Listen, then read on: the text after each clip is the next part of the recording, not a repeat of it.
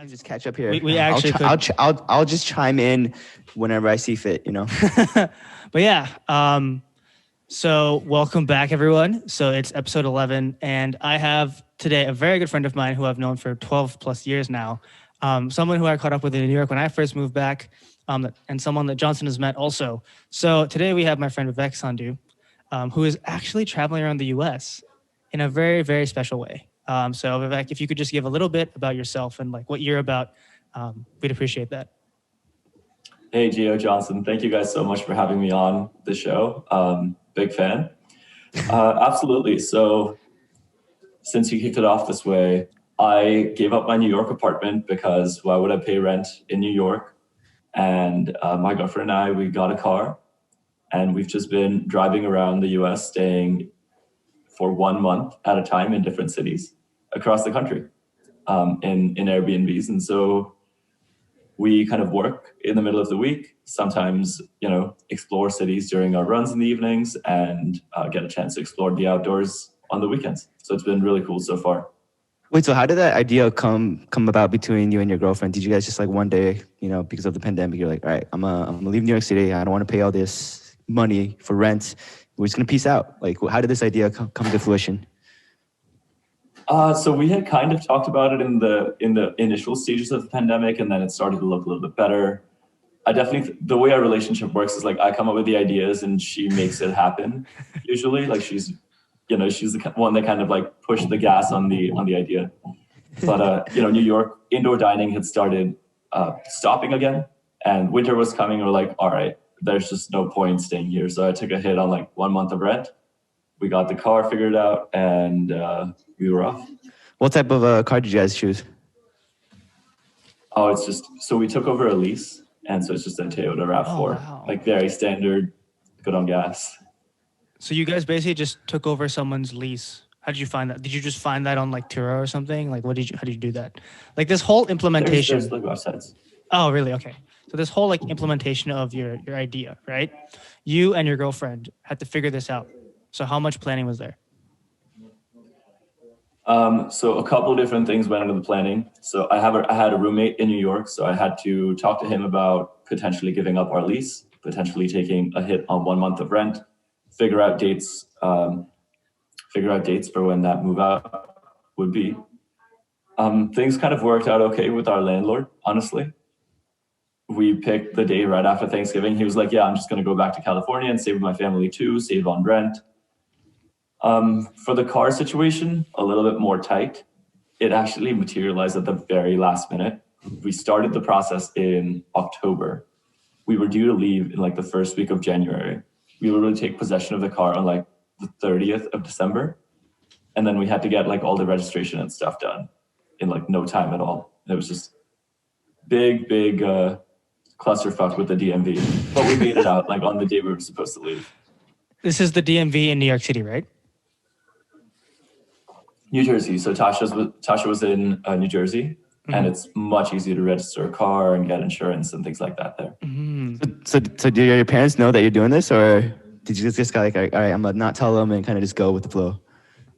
No, I told them. It definitely wasn't a question I asked, but I was like, hey, by the way, I'm not gonna have my apartment. I've been away from home for so long. Like even when I was growing up, I was in boarding school, so I was pretty used to being independent.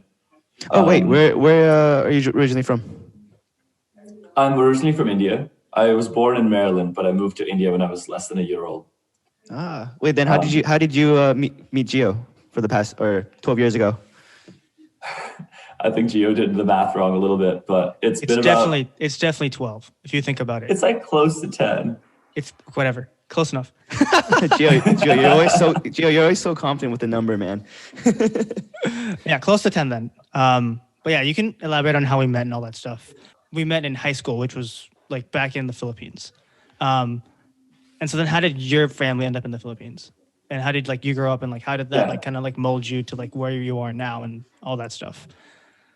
I moved to the Philippines at the beginning of junior year, like 6 weeks into the first semester already starting, 6 weeks into IB, which is like the hardest program I've done, including engineering in the US.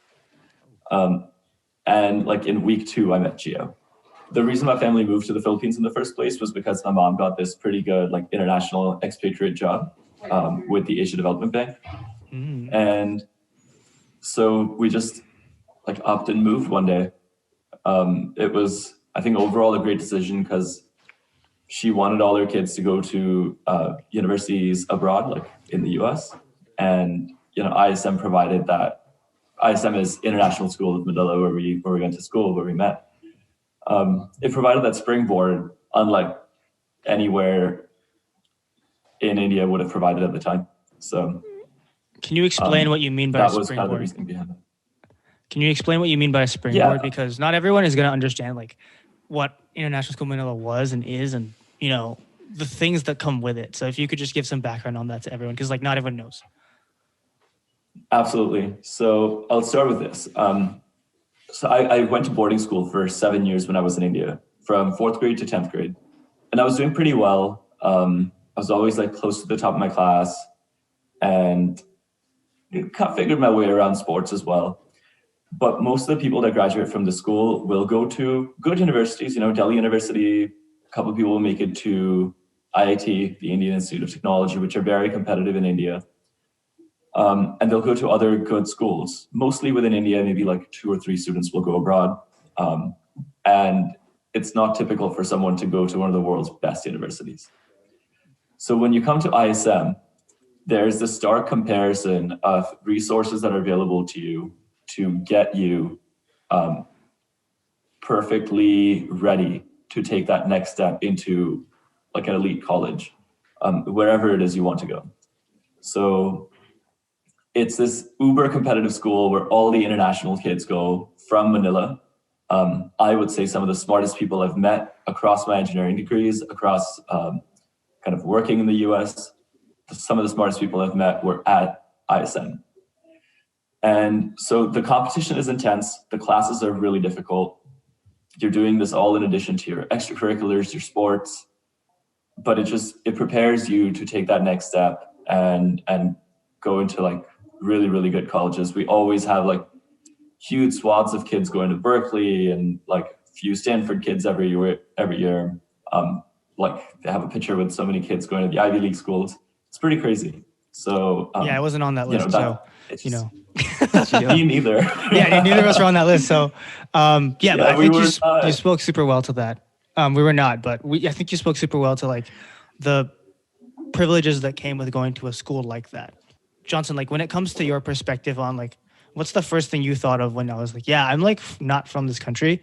And I went to international school that kind of like bred me to leave my own country and come to the US like alone, right? Did you have any like biases or perspectives that you usually think of when you think of like a school like we just mentioned or anything like that?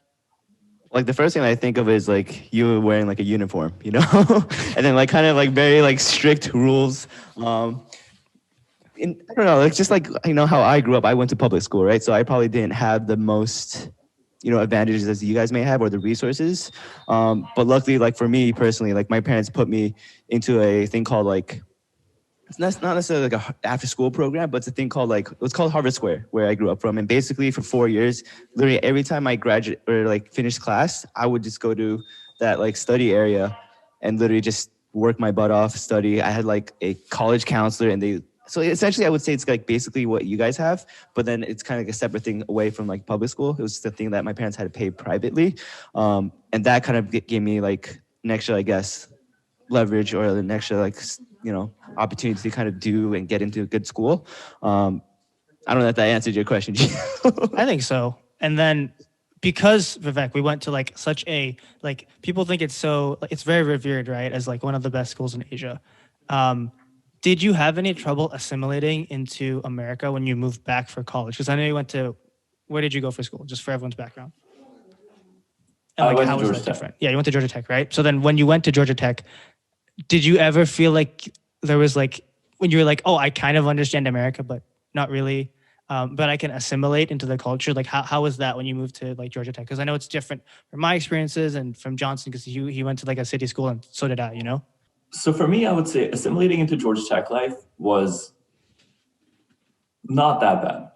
But the reason I think that might be a bit biased because of my own perspective is because I moved to Manila in 11th grade. So I had grown up in an Indian culture with only Indian people around me in an all-boys boarding school. So while I've been exposed to a number of other things, this was still a very new environment for me to be in a school with girls, to be in a school with a lot of different ethnicities of people, to be in a school with teachers speaking English with Scottish accents. I like barely could understand them when I first moved. Oh, yes. So like my assimilation was tougher at ISM than it was getting to Georgia Tech. And definitely there's like the consciousness of being from one place where, you know, everyone else is, you know, in that international environment. That was definitely something pretty hard to deal with back at ISM. But then once I got past it in like the first 6-8 months when I met you guys and I met, you know, kind of my core group of friends with, I think you guys really helped me to just, you know, be friends, be friendly and assimilate into that culture. And I think while ISM is very different from American culture, it's much closer to America than a strictly Indian culture that I was originally coming from. So transitioning just became a lot easier because I went through that. Yeah, I was gonna ask, like, you moved from like boarding school. You said like an all boys school originally in India, and then you went to ISM, and then you went to college in the States. What do you think is like the biggest thing that you learned during that process? I would say it's like the ability to adapt to different things. You know, to be able to make friends with people of different cultures, to understand why someone might feel a certain way. And I think that adaptability is kind of what really allows me to, I don't know, I'm just fine with situations. Like, you know, if something bad happens, you just have to be optimistic about it and like think that it's going to work out. And so I think that kind of a perspective, it probably comes from, you know, having gone through a bit of a tough first 6 months in Manila, and then, you know, again, being away from my parents in Atlanta. So I think that's really important that you were able to learn adaptability, especially like right now, you know, with the pandemic, COVID. A lot of people had to change their plans, change their goals, and just really figure things out on the go. Did you learn anything specific during your trip so far during this pandemic? Again, I know this is probably something that you didn't plan, you know, until probably like October, November with your girlfriend. What's that one thing that you kind of learned on this trip, whether it's something about your girlfriend or about yourself or maybe your friends, you know, because again, you guys are on the go, right? You're not with a consistent group of people. What is like something that you did kind of learn and kind of did realize during this trip? the one thing I learned about myself is that I don't want to drive through Kansas ever again. Kansas? Wait, why not? It's just like straight flat land, like it doesn't end for like 500 miles. When you were driving, were you like kind of falling asleep? Was it just like, you literally just stare at the same thing? Our car has this nice feature that like alerts you if you're like moving lanes or stuff. But no, it was okay. I listened to podcasts. I was like, listened to Freakonomics and Planet Money. So Freakonomics is good. That's a good podcast to listen to. I'm a fan. But yeah, jokes aside, I learned that, well, I don't know if it's like something specific to the pandemic. I don't know. I feel very privileged to be in this group of people where I haven't been that impacted by the pandemic. You know, my job is pretty fine. I can still work out. All my friends are fine. There's not really hardship. If anything, my life is like more chill now than it was before. So I think it's been nice. The one thing that really does kind of strike you is how much effort you need to put into keeping relationships alive when they are not automatically forced into your life. You know, I've always had this with my parents because we only chat over like WhatsApp, FaceTime. So to keep that relationship alive, I've had to always do like, you know, call them once every 7 to 10 days or text them every now and then just to see what's going on. So I've started to have to do that with some of my friends as well, now that it's just me and Tasha on the road. If I want to connect with like Gio or with John or, you know, any of my other New York friends, it makes you realize that it takes a lot of effort to keep those relationships going and to stay a part, like a meaningful part of each other's world, not just be superficial. Gio, would you agree with that in terms of, did you kind of realize that too during this entire pandemic where you figured sometimes it might require a little bit more work to keep in touch with certain people? I think because, you know, I can speak to what Vivek said because it is a lot of effort to keep in touch with everyone. And then it's more so the fact that, like, you know, Vivek and I, our parents aren't in the US. So there's no, I'm going to take a train home. That's not an option. There's no, Right. I lost my job. I can go home and live at home. That's not an option. Just, it makes you a lot more thankful for the things you have, because same thing for me. Like, I only communicate with my parents over WhatsApp too. So being a lot more attentive to my phone. I wasn't attentive to my phone before. I'll admit that now. But now it's like when they call me, I always try and pick up, regardless of if I'm like on the street or if I'm like out at drinks. I just pick up like, hey, I can't talk right now. I'm gonna talk to you later. And just like I take that effort now than before. I was like, oh shit, they're calling, and then I just like look at it. Ignore them a little bit. Yeah, I just like look at it. I don't do anything. And so there is a lot of changes that are happening because of the world situation. And we are very privileged to say like COVID didn't affect us severely, right? And with vaccines on the corner, with all those things happening, there's a horizon, and you see the sunrise. Yeah. So I don't know, Vivek, did I speak well to that? Like, what do you think? No, I think you're totally right. If I had to count the number of times where I answered my mom like 5 drinks deep and she like didn't know, I like would be ashamed to tell you that number or heard that number. You know what I mean? But like always answer. Can't let those relationships die. But I think you're totally right in the sense, even like connecting with you, yeah, we don't chat that often, but when we do, it's nice, and like we kind of keep this alive. Yeah. Just like yesterday. Exactly. Oh yeah, just like yesterday. Just like yesterday. And so I remember you mentioned this. I was like, you guys talked yesterday? I was like, I mean, confused for a it second. feels just like yesterday. You didn't call me yesterday. He's like, did you call the right guy, Gio? Didn't do that. Who'd you chat with? I don't know. Maybe the wall, man. Who knows? Sometimes you might be talking to the wall some days, But yeah, so we mentioned this before, Vivek, when we were in the car, I think for your birthday last year. Like when you know your real friends and like things like that, right? You said like there's like a 7-year period and then you're just like friends for life. Yeah, it's 7 years and then it's over. Like you can't get out. No matter what. Yeah, you're in it forever. Interesting. So would you invite this is a random question. Would you like invite everyone who've you known for like 7 years plus to your like wedding? Anyone that I still chat with, like I actually think I would. I've been like visiting all these different cities, and there's people that I studied abroad with that didn't even go to my school, that went to a different school that was just on our program, that I haven't seen since like 2017. And like, yeah, I just hit them up. We got a drink, and it was great catching up. It's just wherever people might end up in the world, it's important to like, I don't know, just remember your friendship and always treat it like those relationships mean something to you.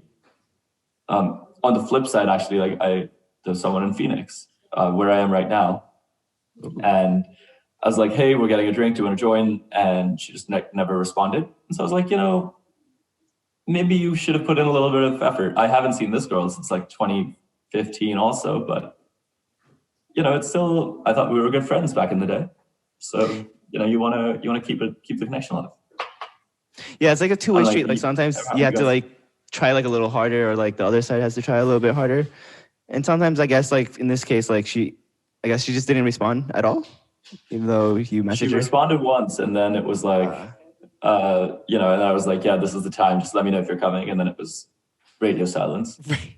Oh no. I've gotten that a lot. But it's just, like getting ghosted by someone you're not even like that's seeing true. or something. It's like, whoa. Yeah, you shouldn't take it too personally. It's just like, I guess like you try to make it happen, and if it doesn't work out, it's all good. You kind of just like, right now, on to the next. Yeah, but it's not like dating though. Did I make it sound like it is dating, Gio? No, because you guys were both like, oh, it's like you got ghosted by someone and it just actually hurts. Getting ghosted by someone that you actually want to catch up with it makes you feel like a different way than, say, for example, you're trying to like set a date with someone you want to pursue romantically, because like that a lot of people have options, especially like in the dating world, right? But when it's like a friendship, I feel like you feel a different way when someone doesn't reply or like keeps pushing you off. Am I feeling that correct, Vivek, when you said like you felt something? Yeah, I was a little bit like, we used to be, why would you not keep that connection alive? So what if I don't see you until 2024 next time? But, if you're ever in my city, hit me up. Like always, I don't know. I feel like it's all about having relationships with the people that you've known, right? Like it's hard to go out and meet new friends kind of that right now at our age, like after you're like 25, 30. It's like, it's harder. Yes. So I just feel like you want to hold on to friends, and like she and I weren't that close. So I'm indifferent now, but I just feel like if I was in her shoes, I would have wanted to try just a little bit harder. I don't know, like how do you feel about that? Like if let's say you're in Phoenix tomorrow and you talk to Shelly and she just like never answers, like that would hurt, right? This isn't Shelly, by the way. I'm meeting her on Friday. Oh, nice, dude. Yeah. You haven't seen her in a while either, right? No, since like 2017. I met her during my internship in the Bay Area, and that was it. Perks of being at international school, man. They're everywhere. And it's like being able to just reach out to someone is a very good skill, especially as we get older, because time is so precious, you know? So you want to make sure that you like reach out to like the people that are in your life or have been in your life. And if they don't want to talk to you, that's fine. Everyone has their own thing. Everyone's doing their own thing. You know, it's just like, can you make the time? Because you can make the time. It just depends on like when you want to make the time.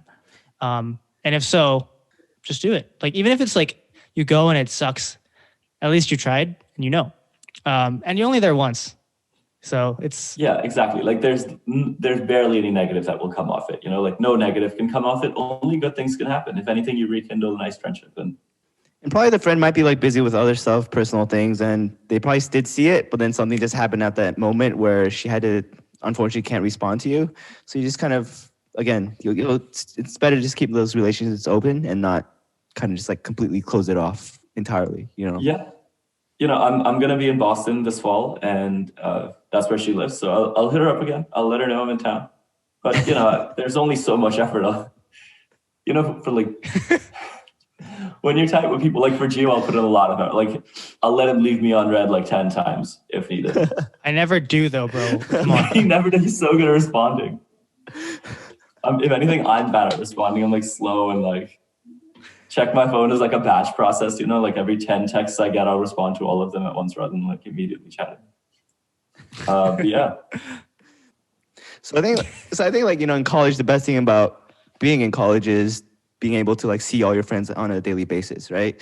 What did you imagine life after college was going to be like as a responsible adult, or did you expect people to kind of be like that in terms of like ghosting you and kind of leaving you on like unseen?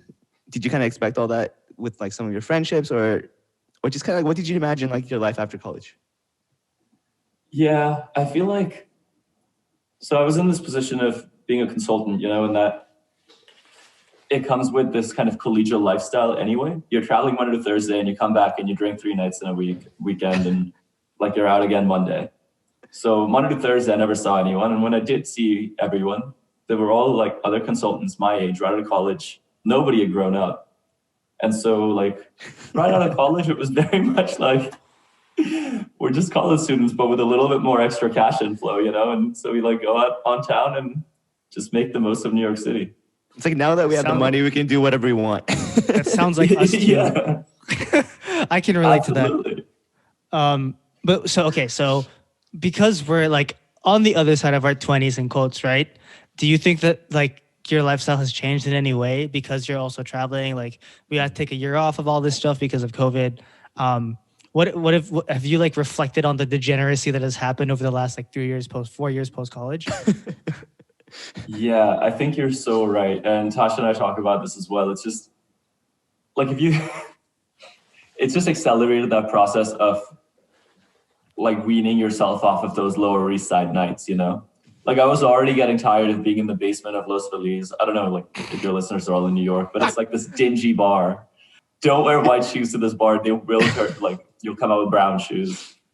But at a certain point, you know, you start getting tired of that kind of thing. And so we were just getting to that phase in our lives, I think, when the pandemic hit, and then it just accelerated. Like, I don't think I've ever, maybe for like old time's sake, I'll like hit up Lower East Side a couple times, but it's not something I want to actively pursue now, you know? Like, it's not every Saturday night, let's just go take 9 shots. So you see, I think I have like the same mindset. Like last week or 2 weeks ago, I was talking to Gio about this. Like once things get back to normal, are we going to actually, you know, we see that right now, you know, that we're only going to do this maybe once every so often. But like once things do open up and your friends are like, hey, or like Gio would literally message you every Friday, like, dude, let's go out. Would you say like straight up no? Or I called you out on your bullshit so hard when you said that. I was yeah, like, he called me BS because because I was like, maybe I'm gonna like change. You know, as this pandemic, I was like, I hate drinking. I'm just gonna relax on my Fridays and Saturdays. But in actuality, like once people like start hitting you up and like people want to go out and like get that social interaction, you kind of just want to go out. Like I was talking to my other roommate, Will. He was like, dude, once we want to like raves start open, we're just gonna have a good time. Like who cares? Even though we're like 26, 25. Yeah, when Brooklyn Mirage opens up again. Yeah, as soon as concert venues are good to go. Yeah. So what do you think? What do you think is going to happen to you? I think I'll value those nights a little bit more. You know, like I wouldn't just want to always go to the same bars, the same thing. Maybe look for a little bit more diversity with concerts or like making those interactions a little bit more meaningful with the people that you got with. Not just have like drinking friends, have like friends that you drink with. What's the difference? Define the difference there. So let me frame this in a question.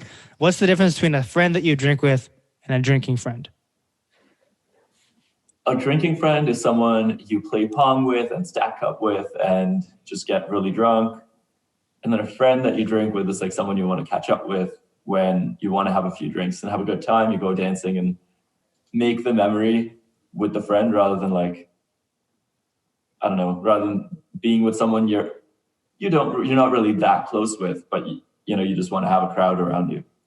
It's kind of just like friends who like you literally just go out to get shit faced versus like friends who like you, not like you don't care about those people, but like friends that you kind of known for a long, long time that you built a really like strong relationship with. Those are like your friends who you drink with, like have a good scotch or a nice glass of wine and champagne. No, I'm still gonna make you take shots, bro. You're gonna make him take shots. Gio, you savage, man. Gio, you savage, bro. Yeah, maybe once in a while. We're getting a little older now, so it's more of, as I think, just to kind of like go off Johnson's points, just to like pick the times when you do want to get absolutely hammered, and the times you actually want to catch up, because they're different times. Like example, wait, Vivek, when was your birthday? I know November. It was November, right? So that is a time we should all get shit faced, right? And then maybe like on a random Saturday. Yeah, exactly. I remember it was like we hung out for like the whole afternoon. And then there's times like when you're just like kind of hanging out on like a Saturday, like taking it slow, take like maybe like one or two scotches. That's when we just chill. Am I getting the drift? Yeah, I think you're pretty right. It's just, the frequency was getting to a point where you're going out like 3 nights a week and like doing the same stuff and it becomes repetitive. It's just, I think like having higher quality, maybe lower quantity of those types of nights. Like, I think that's what you're saying, right? Like, don't get shit-faced all the time. When you do, make it really special. Nice. And when you don't, make the chill time really special too. Oh, yeah. So, what's your opinion on going to happy hours then? Dude, if you're living in New York and not going to happy hours, what are you even doing? It's part of the New York lifestyle, you got to go to happy hours right after. It's part of the New York lifestyle. Exactly. You can. Yeah, because like I think it's really weird that we spend so much time with our coworkers, yet we still have that kind of like barrier of emotion, right? Because you have to be professional in a way. Do you think that affects like how well you can connect with people? Because especially at a happy hour, right? Because you can't be like completely head ass with your coworkers. Like I can't be like. There's like certain things you can't say in front of them, Exactly. Yes. You just gotta be like, you want to say it, but like, wait, like they could technically like tell your boss, and they might judge you in a certain way. Where, and then you might get like fired. Yeah, you're like fired for saying something random. But like, if Gio says something random at the department, we're just like look at him like, all right, you just like laugh it off. You don't take it seriously. But is that different for like that consultant lifestyle? Because you said like it was basically like college, and you never left right after, right? So I think you're totally right in the sense that there are certain things you can't say. And there's happy hours with your superiors and stuff, and you behave a little bit more professionally. Obviously, talk about things outside of work, like tell them about your weekend. Tell them like you're having a fun time, good life. But, don't mention it the whole like 3 nights a week, get shit faced all the time type of stuff, like obviously. Do you think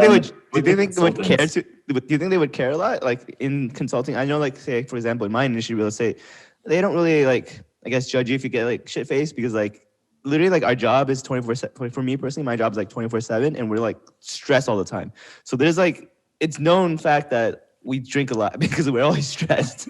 So like, do you think like your bosses would like judge you in a certain way, or again, I'm not entirely sure how like the consulting kind of like work, you know, lifestyles kind of. I don't think they would judge, but you don't want to have that aura around you all the time, especially if everyone else doesn't.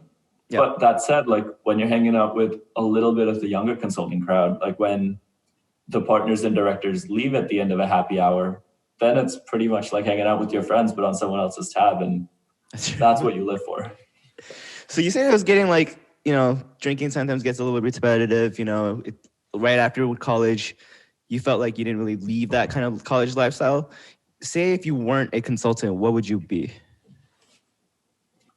So I recently transitioned into product management at my company, and okay. I've been liking it quite a bit, like compared to the work that I was doing earlier. And I think this is cool. It's like a good intersection between like building something from scratch, but also being kind of on the business side of things without being, too technical focused. And like, I kind of enjoy that. What's like the biggest like difference between, or like during this transition from being a consultant and to becoming like a product manager? Because I know some people are, a lot of people these days, the past 13 months have been trying to thinking of what they want to do with their life. And for you kind of realized this, right? You said you kind of wanted a little change. You wanted to become, do a little bit different things, like become a product manager. I guess, like, how did you come to that realization? And kind of at the same time, for those who are trying to think of switching, what are some, like, I guess, little points that you can tell them? So for me, unfortunately, the transition was a little forced because I really wasn't a fan of the work I was doing before. And so I took a chance on something, and it's like worked out pretty well. But for me, it was also like an additional step. I'm starting my MBA this fall. And so it was a step to transition into the type of work I want to do before I go to school again. So, to have a little bit more of a diversified experience, to have more to bring to the class. So that was another motivation for me to like try a different style of work. So how are you going to deal with being a broke student again? I don't know.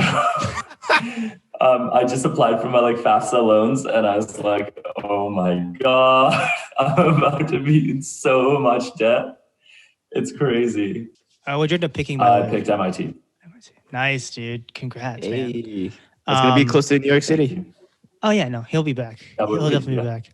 Well, I know you guys have Boston as your hood for a while, so I'm going to be hitting you guys up for recommendations all the time. Well, just me. Johnson went to NYU. Yeah, I went to New York. NYU. I don't know why you were in sorry, Johnson. I thought you were in Northeastern as well. Oh, no, it's all good. I met Gio through our fraternity, so that's probably how you kind of connected that dot. But like so when you were thinking of taking your MBA, biggest brain block, what was like something that, like when you were like, oh, I think I should take this now, but what made you like push towards that,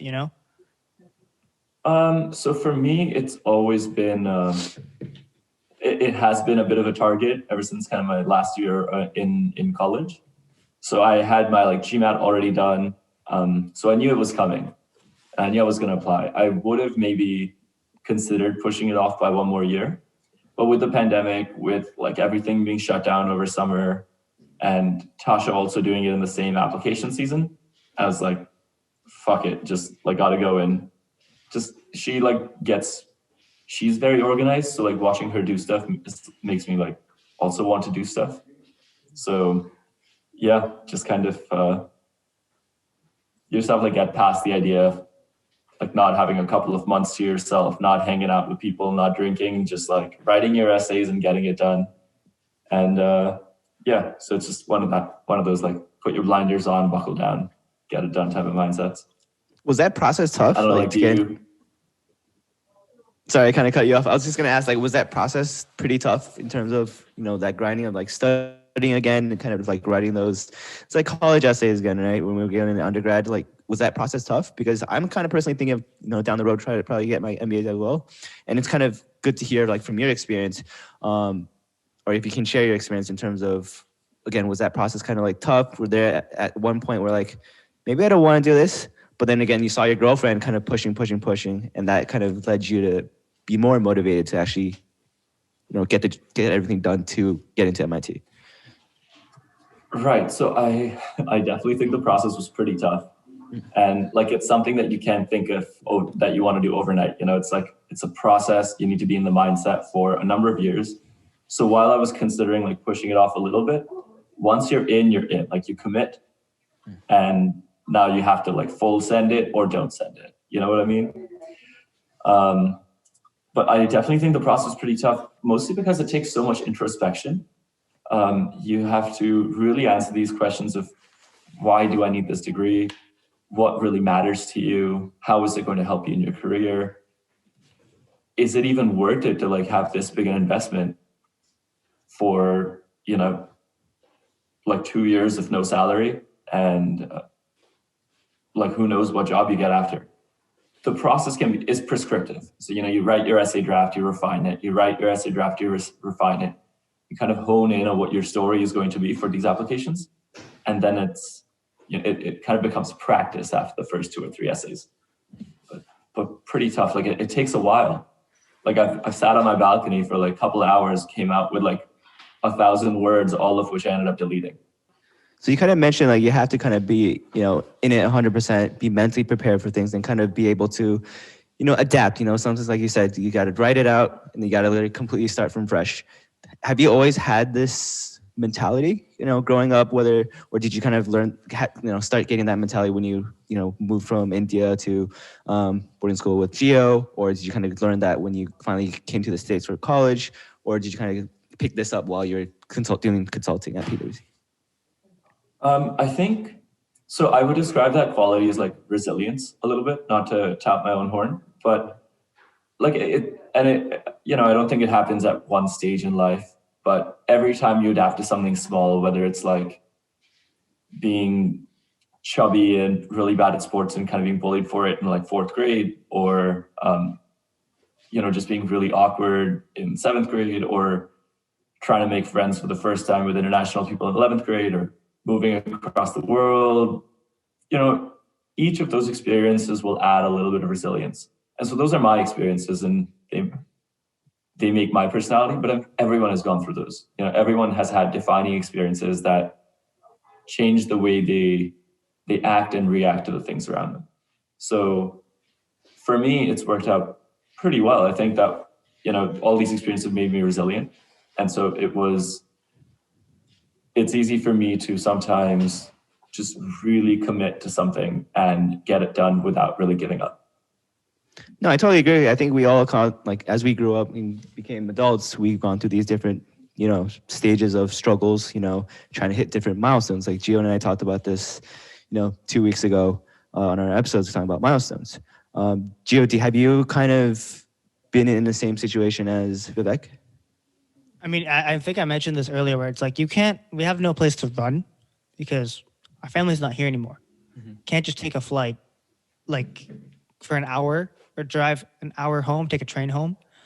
It's very much you have to like understand that you have to make your own life and you set your own milestones. We talked about this in our last episode where it's like after college, like things are moving, but they're not moving as quick maybe. And you have to think really long term. Yeah. Like examples would be like Vivek chooses to take his MBA now. And that's like a long-term investment in himself. So evidently he wants to create his own milestones. He wants to go to a certain place, like wherever that may be XYZ. Actually, we can touch on that. Vivek, what are your plans after you finish your MBA? Like, do you have a plan? Like what's up? So what I said in my applications, and what I kind of do want to do is go into the electric vehicles or autonomous vehicles industry. I think that would be super cool. Like the way our cities are built, I think is going to change with cars starting to drive themselves. And with the push for greener energy, I think it's going to make it really interesting. So kind of excited to be a part of this like growing industry. And yeah, so that's where I want to be. So what do you think within that EV like market is the future besides like how do you think it's going to change the cities? Because you also mentioned that as well. So I think EVs might change cities a little bit less than AVs might, like cars that drive themselves, autonomous vehicles. So imagine not having to own a car. Imagine your Ubers can park themselves outside of cities, not needing parking lots in kind of big suburban areas because cars can just go park themselves elsewhere. So you can have more green spaces, more playgrounds, I think, and cars can interact with your traffic lights and your buildings, and like that whole concept of Internet of Things comes to life. And so 2023 is right when you'll finish, right? Yeah. Do you see like any like barriers to entry that'll happen after your MBA? Like, because I don't know how it exactly works. Like after you're done with school, I'm assuming they like try to recruit you, and you try to like get recruited to other places as well. Do you see yourself moving to like another country? Like, do you see yourself moving to the East Coast, West Coast? Where do you think you're going to end up? Or like, where would you like to end up?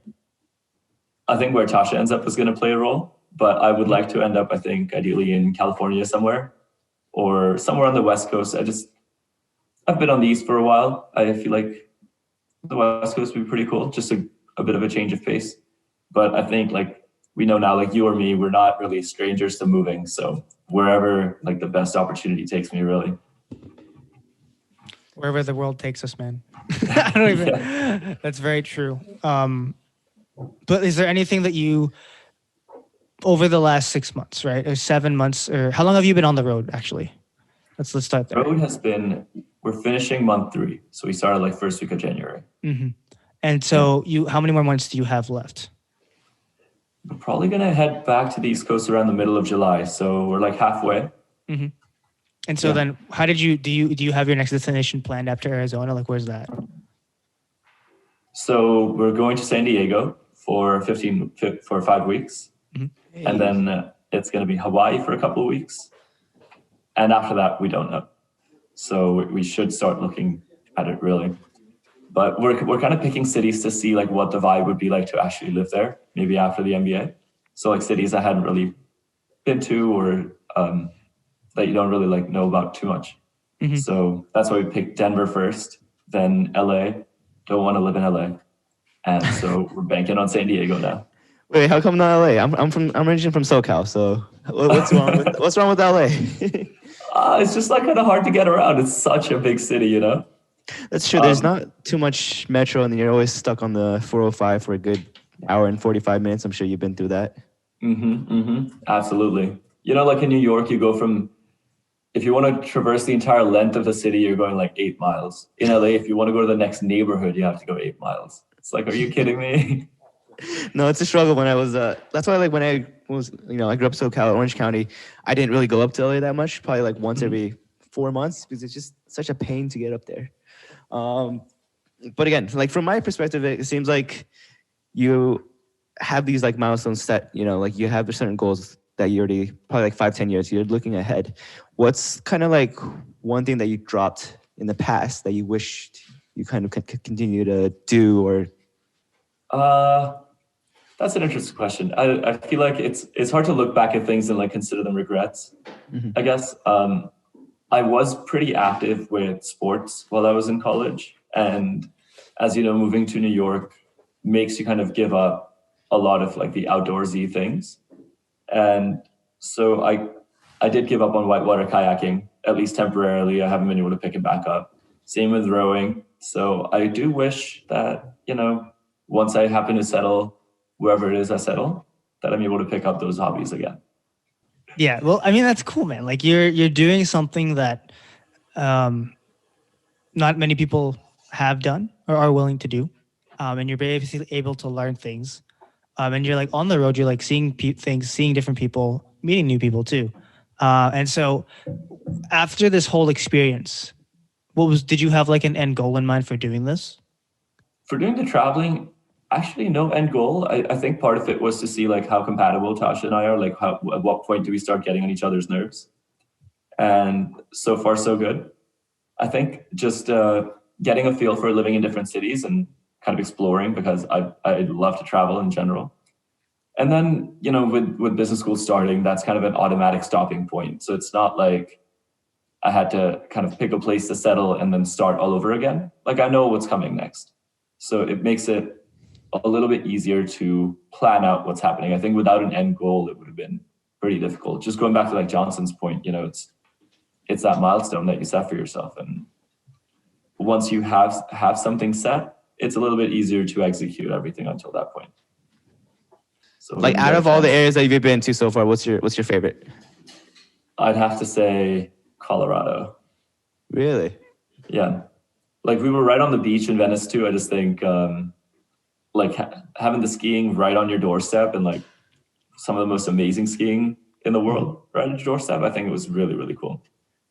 And we went on this like magical kind of snowy hike that was like snow up to our shins, and we're like walking on frozen lakes with these huge 14,000 feet mountains around us. It was kind of cool. My toes froze over, but I think worth it.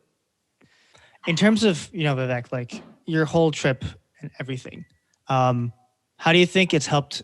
Like, are there any specific instances that you've learned about your relationship with Tasha, your girlfriend, and how did you like foster that relationship as you're on the road? And how do you keep things, interesting? Because, you're spending so much time together, you're living together also. So how's that process been? Right. So I think while we are living together, during the days when we're working, it's not like there's that much interaction. We'll watch a couple of TV shows together, and that kind of just helps us keep things a little bit interesting. Just like very basic stuff, and then you start learning like little things you can do to make the other person's life easier.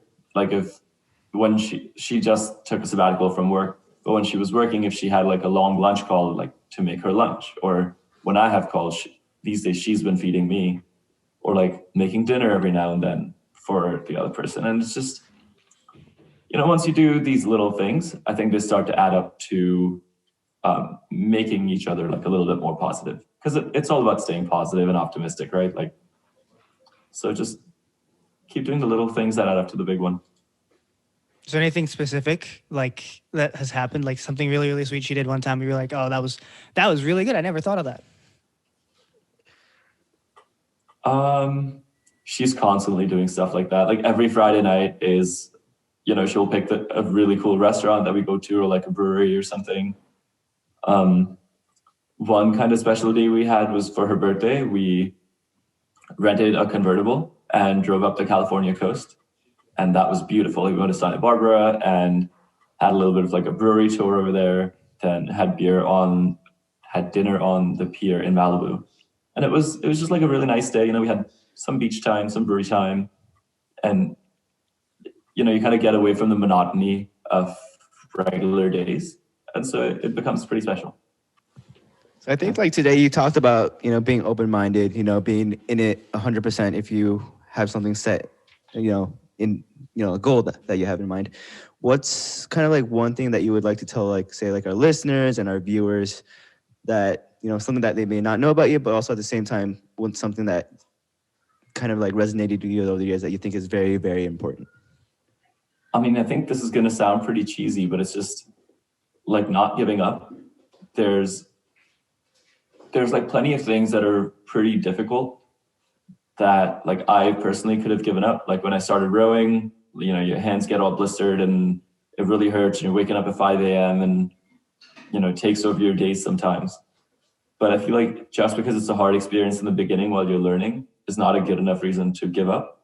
Like I think that decision needs to be made after you're actually good at something. Then you can decide like whether it's going to help your overall growth or no. I just feel like giving up before something truly begins is something I try to avoid doing. And so not that people should be taking my advice for anything, but if they want to, they can try not giving up on stuff. Yeah, no, it's true because a lot of things start, but a lot of people don't try to finish them. And it's really important to just like keep going. Like if you see even the slightest bit of progress, just keep going, right? And a lot of, especially I'm assuming like when you're applying to your MBA, like there were so many, you're hitting a lot of walls, I bet. Especially like answering all these like deep-seated questions where it's like, why do you want to come to our school?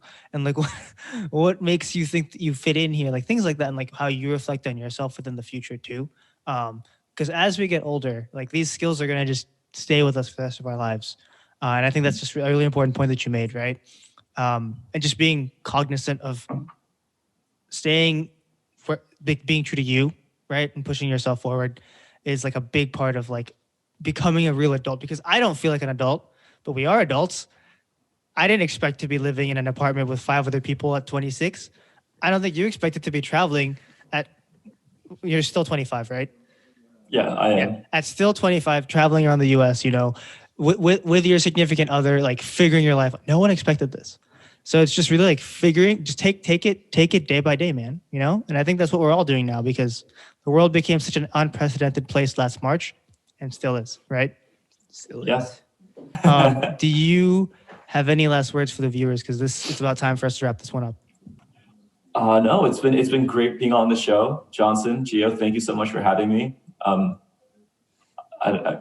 Hopefully this wasn't the worst podcast debut you've ever seen. Nah. Nah, bro. Onwards and upwards from here. And with that, thank you so much for coming on, Vivek. Hope to see you again soon when you're back on the East Coast. Let us know. We'll grab a drink with you for sure, especially if you're back in New York. Absolutely. Yeah. And yeah, we'll call it there, guys. Sounds good.